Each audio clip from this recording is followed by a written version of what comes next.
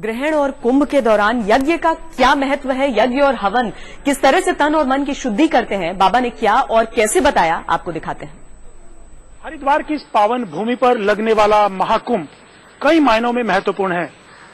इधर योग गुरु रामदेव जी यज्ञ के द्वारा पापों का नाश करने की बात कर रहे हैं और पुण्य इससे लोगों को अर्जित हो, इस बारे में बात करने के लिए हमारे साथ मौजूद हैं योग गुरु बाबा रामदेव जी, आचार्य बालकृष्ण जी और बाबा रामदेव जी के गुरु यहाँ सब मौजूद हैं। उनसे बात करते हैं।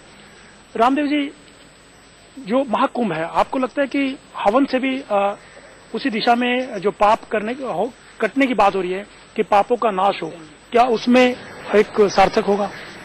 जीवन में जब से हम जन्म लेते हैं और जब दुनिया से जाते हैं तब तक जाने अनजाने हमसे बहुत सा पाप होता है, बहुत से हमसे अशुद्धि निकलती है, शरीर में से मलमूत्र निकलता है, पसीना निकलता है और हम जीवन जीने के लिए न जाने कितने प्राणियों की हत्या करते हैं, कितने जीवों को दुख देते हैं, कष्ट देते हैं।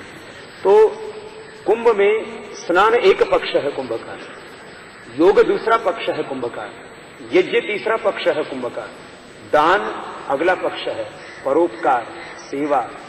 ये कुंभ मात्र स्नान का नाम नहीं है, कुंभ हमारे सांस्कृतिक जागरण का, आध्यात्मिक जागृति का केंद्र है। इसलिए स्नान उस कुंभ के केंद्र में है, लेकिन उसकी परिधि में सत्संग है, स्वाध्याय है, योग है, यज्ञ है, दान है, सेवा है, संस्कृति की रक्षा है, राष्ट्र की रक्षा है। ये इस कुंभ की परिधि में है। तो कुंभ का स्नान उसके केंद्र में है, लेकिन उसकी परिधि में, किसी भी चीज का एक केंद्र होता है, उसकी एक परिधि होती है। तो इस कुंभ की परिधि में है यज्ञ है, राष्ट्र रक्षा है, संस्कृति रक्षा है। तो हमने यहाँ पर ये उपनयन और वेदारंभ संस्कार करवा करके इस मकर संक्रांति पर इस राष्ट्र की संस्कृति की रक्षा का प्रण किया है और इस भारत को विश्व की महाशक्ति बनाने का, विश्व गुरु बनाने का संकल्प लिया है। और उसके लिए ब्रह्मचारियों को दीक्षा दी है कि स्वयं योग, यज्ञ और जो हमारा यह आध्यात्मिक साम्राज्य है उसके उत्तराधिकारी बन करके पूरे विश्व में भारतीय संस्कृति का प्रचार करें। सूर्य ग्रहण के दौरान कौन से मंत्रों का उच्चारण करते हुए मुश्किलों से निजात मिल सकती है?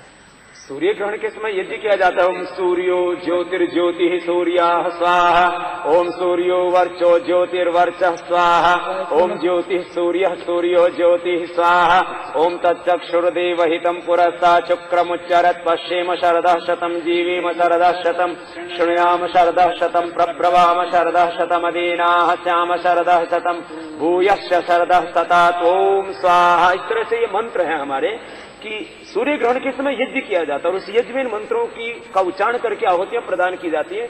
और उससे तो महाकुंभ पर विचार अपने दे रहे हैं बाबा रामदेव। अशोक सिंघल ने उनसे बातचीत की है और अशोक अब लगातार हमारे साथ बने हुए हैं हरिद्वार से। हालांकि अशोक, हम वो तो सुन ही रहे हैं जो बाबा रामदेव बता रहे हैं, महामंत्र है वाकई वो महाकुंभ का। लेकिन हम साथ ही आपसे ये जानना चाहेंगे, चूंकि अभी अभी आपने बताया था कि 40 लाख लोगों के आने की उम्मीद थी, लेकिन आए हैं तकरीबन 17 लाख लोग। उसके बावजूद क्या यहाँ की जो व्यवस्था थी वो उसके अनुकूल रही? पहले दिन ये जानना जरूरी होगा लोगों के लिए। देखिए, जहां तक व्यवस्था है, पुलिस प्रशासन ने यहाँ पे जो व्यवस्था की थी वो 40 लाख लोगों के अनुमान के मुताबिक की थी। इसलिए जो व्यवस्था है उसमें कहीं कोई दिक्कत यहाँ दिखाई नहीं दी। बार बार अनाउंसमेंट लोगों की तरफ से की जा रही है, पूरा डिसिप्लिन लोगों में दिखाई दे रहा है, क्योंकि ये श्रद्धा का पर्व है।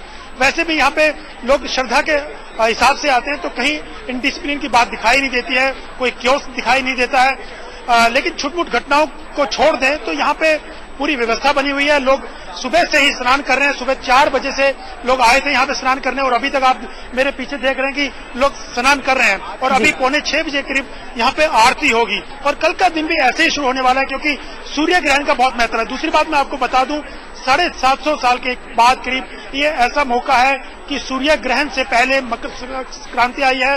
दोनों का एक साथ आना बहुत महत्वपूर्ण माना जाता है, बहुत शुभ माना जाता है।